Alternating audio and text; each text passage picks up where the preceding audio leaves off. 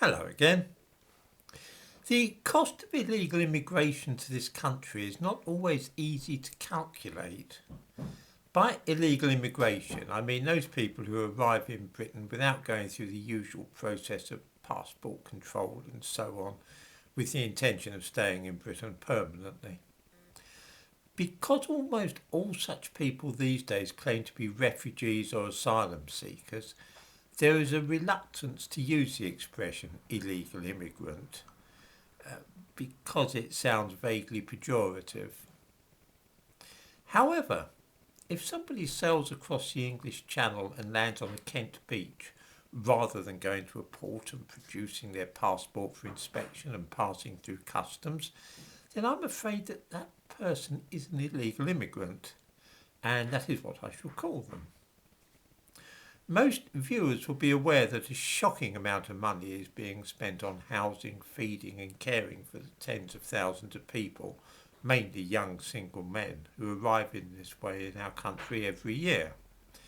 The current figure is something like £5 million a day, but of course this is rising inexorably as the warmer weather of spring makes the crossing more pleasant and the numbers increase. Until their claims have been processed, the government feels that they must look after these crowds of people. But what happens if and when their claims for asylum are rejected and they are adjudged to be illegal immigrants indeed? I wonder if any viewers would like to guess. Does anybody think that once their claim for asylum is found to be bogus, they are hoofed out of the country? Perhaps they're expected to look after themselves and pay their own way. Not a bit of it. In the description to this video I give two links. One is to the relevant part of the Immigration and Asylum Provision of Accommodation to Failed Asylum Seekers Regulations 2005, which is a statutory instrument, that is to say a law passed by proclamation. This makes it the responsibility of the state to ensure that failed asylum seekers are maintained by the taxpayer in exactly the same way that those whose claims have not been refused are being supported.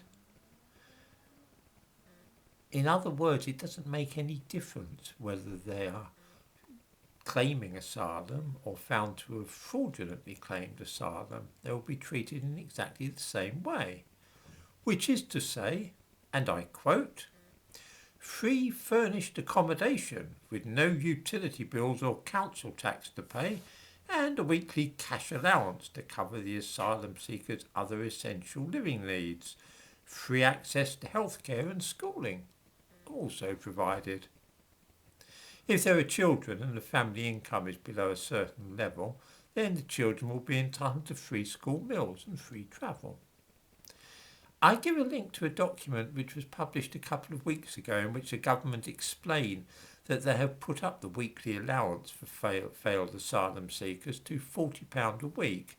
This is because they're worried about any failed asylum seekers becoming destitute or not being able to get by on the money that the taxpayers dishing out to them. Is there a limit on all this, you ask?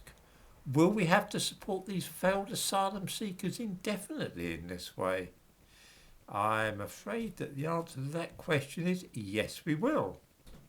What often happens is that if it looks as though there is any chance of their actually being deported, which is a rare event, the person concerned simply vanishes and goes underground.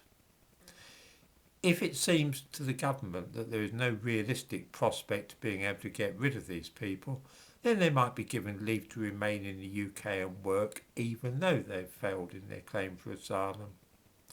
Yes, that's right, illegal immigrants, after having been maintained at our expense and found to be in the country illegally, are told in effect, well, you can stay anyway.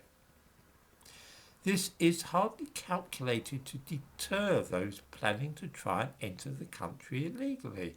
And of course such people communicate with their relatives and friends back in whichever third world country they came from, and tell them to get their skates on and come to Britain, where the government will put you up for nothing and never throw you out. What all this amounts to is quite simple and straightforward. Although it is an offence under the 1971 Immigration Act to enter the UK without leave, an offence punishable by 6 months' imprisonment, the Crown Prosecution Service announced last autumn that it would not bring any prosecutions against illegal immigrants simply for entering the country. So there is no possible disadvantage for any foreigner to enter Britain without going through the same routine that the rest of us have to follow. The worst case scenario is that they will be accommodated at the British taxpayers' expense in free lodgings, where they will not have to pay for the gas and electricity like the rest of us mugs, and nor will they be liable for council tax.